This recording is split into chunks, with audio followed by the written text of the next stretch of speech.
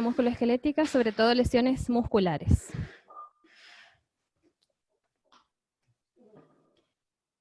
A modo de introducción, podemos decir que las lesiones musculares ocupan el tercio de las lesiones relacionadas con el deporte.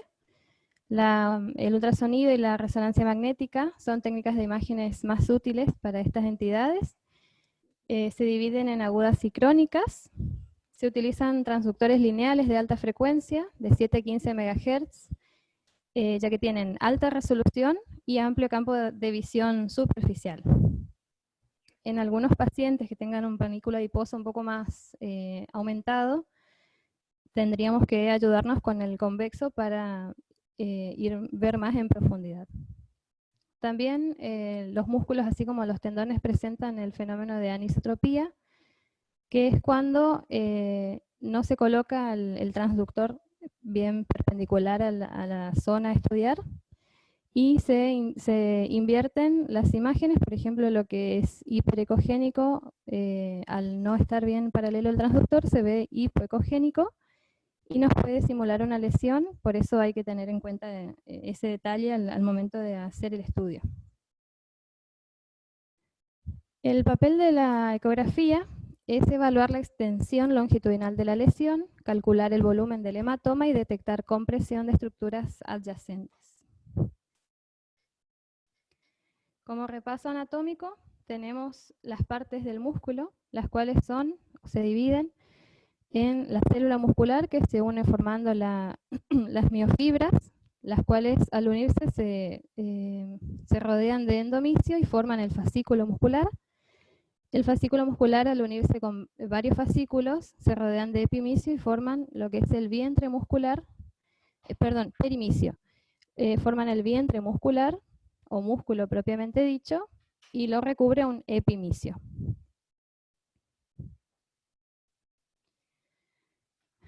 Depende del corte, pueden verse las fibras longitudinales o transversales. Esos son los dos cortes principales a tener en cuenta. Las fibras longitudinales pueden verse como longitudinales propiamente dichas o como penatos o penados, que se dividen a su vez en unipenados, que son aquellas, la figura A muestra una fibra unipenada, un músculo unipenado, que tiene sus fibras en dirección al movimiento del tendón y eso le da mucha fuerza pero poca contractilidad. Como ejemplo de este músculo tenemos el flexor largo del pulgar. Después tenemos el tipo B o bipenados, donde tienen una aponeurosis central y las fibras se insertan de manera bilateral, de manera oblicua bilateral en dos direcciones. Como ejemplo de este tipo de músculo tenemos el gemelo medial o interno. Después tenemos los multipenados, los cuales se unen antes de una inserción, por ejemplo el deltoides, y tienen varias direcciones, las fibras y la aponeurosis. Y por último tenemos los circumpenados, como ejemplo el tibial anterior. Los circumpenados tienen un tendón en el centro y las fibras se dirigen de la periferia hacia el centro. Estas imágenes son representativas, ya que, por ejemplo, en el tipo bipenado se lo compara con una pluma de un ave por las direcciones oblicuas de las fibras, ¿sí? En el medio la aponeurosis y hacia los lados las fibras bidireccionales. Y esta otra imagen de la izquierda es un ejemplo o una esquematización de cómo se ve el tipo multipenado, que se dirige desde el centro hacia varias direcciones, ya que se van uniendo. En el caso de la foto tenemos un músculo gemelo interno en su inserción más proximal. Se van uniendo y a medida que se van uniendo forman esta radiación o esta dirección de las fibras musculares parecidas al penacho de indio americano. Así lo comparaba la bibliografía. Bueno, estas son imágenes representativas de lo que es un músculo normal por ecografía. En el corte longitudinal vemos una estructura fibrilar laminar donde se observan zonas hipoecogénicas que corresponderían a las fibras musculares, y las zonas más hiperecogénicas son el perimicio y el epimicio. Perimicio más hacia lo profundo y el epimicio hacia afuera, y la aponeurosis. Esas estructuras se ven como hiperecogénicas y solo los fascículos o miofibras se ven hipoecogénicas.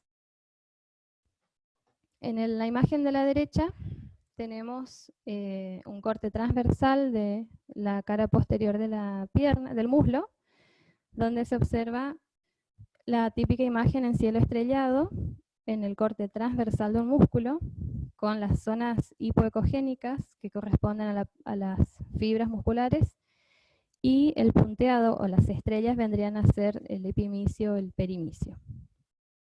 En este caso es el músculo semitendinoso el que se está observando. Así es como debemos ver un músculo normal, y de ahí recordar esa imagen para reconocer su patología. Las indicaciones de ecografía son ante un traumatismo directo, una lesión intrínseca, una masa intramuscular, una hernia muscular, calcificaciones, miopatías, infecciones, infarto muscular y guía de procedimientos o contraindicación de una resonancia magnética.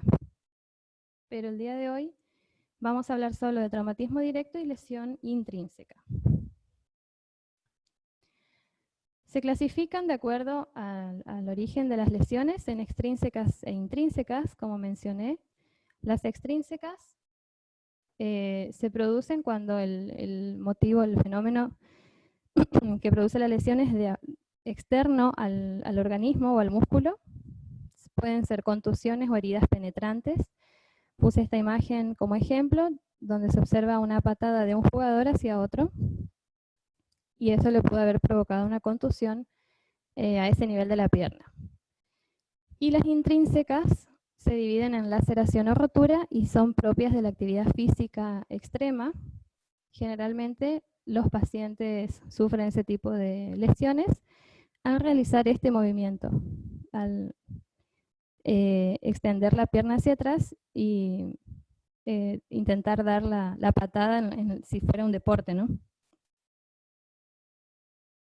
Las lesiones extrínsecas, como dijimos, se dividen en contusión y heridas penetrantes. Lo característico es que el sitio de la lesión es el sitio del impacto que recibió ese músculo, afecta a todos los músculos y se divide en leve, moderada y grave de acuerdo al deterioro funcional.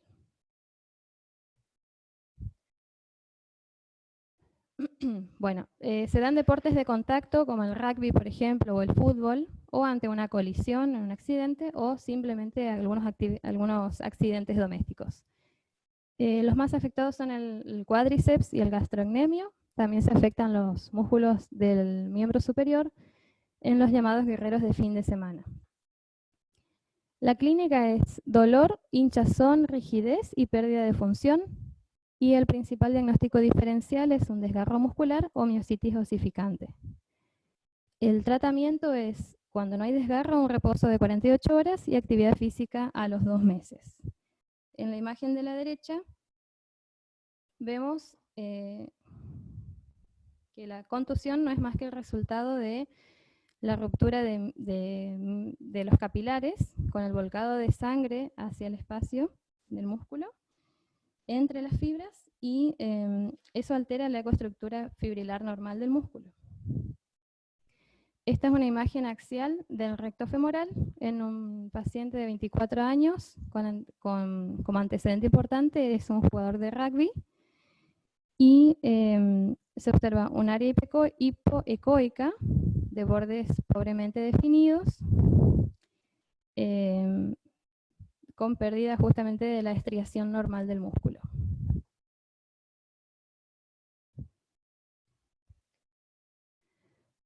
La complicación de la contusión puede ser una cicatriz central o el derrame de Morel-Lavallée. Eso se da, por ejemplo, en el control periódico post-traumatismo. Podemos encontrarnos con estas dos entidades. La cicatriz central se ve como una zona hiperecogénica en la zona de la lesión, irregular, difusa, mal definida. tenemos que sí o sí relacionar con los antecedentes, por eso es importante preguntarle bien al paciente si no lo conocemos desde el principio, porque se hace la ecografía y el motivo, ¿no? Y el derrame de Morel-Lavallée se ve como una colección secundaria a una contusión entre el músculo y el tejido celular subcutáneo, que se observa de manera oval o laminar, y es una zona hipoecoica con finos ecos en su interior, una colección.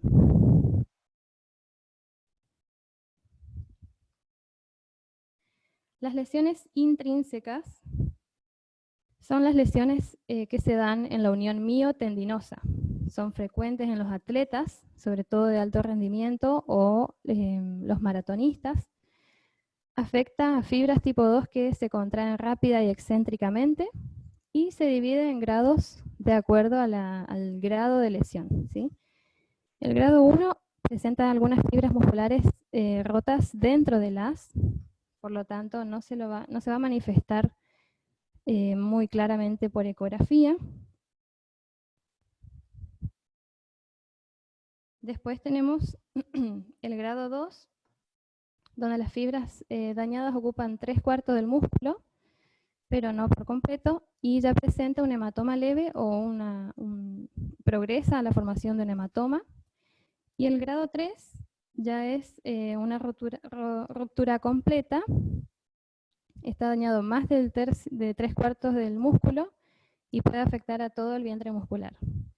Eso ya se acompaña a la formación de un hematoma y equimosis al examen físico.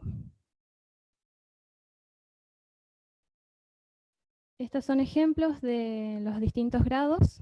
El grado 1, a la izquierda, tenemos una imagen, un corte longitudinal de un bíceps femoral con una pequeña área de baja ecogenicidad o hipoecoica, que correspondería a la ruptura de fibras de un grado leve, digamos.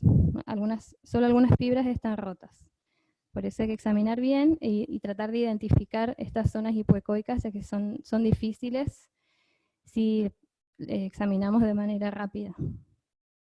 En el grado 2 tenemos un corte longitudinal del recto femoral, donde se observa una retracción de fibras que marcan la punta de flecha, la retracción de fibras del músculo, y es parcial porque no afecta en su totalidad al músculo.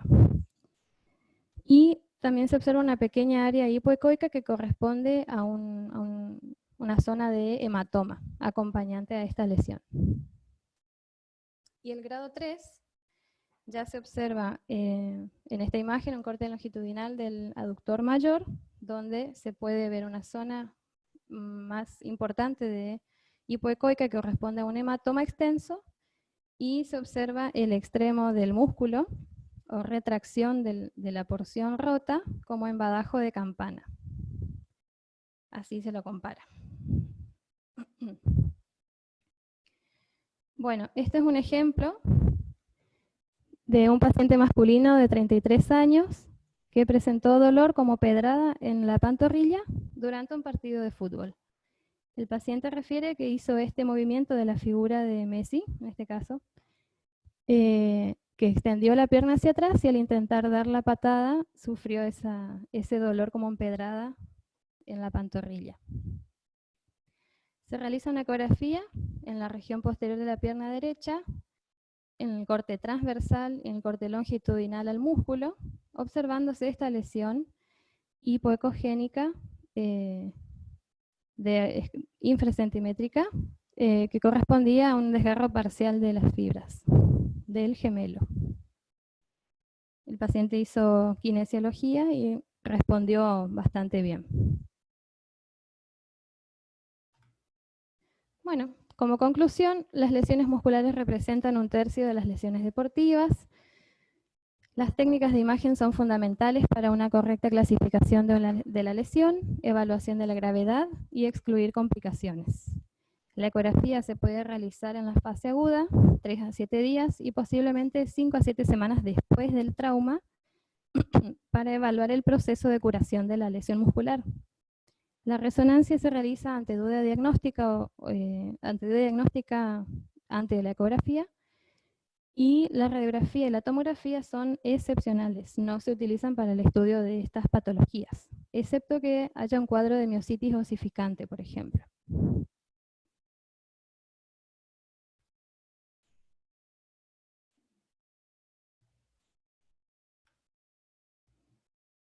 Eso es todo.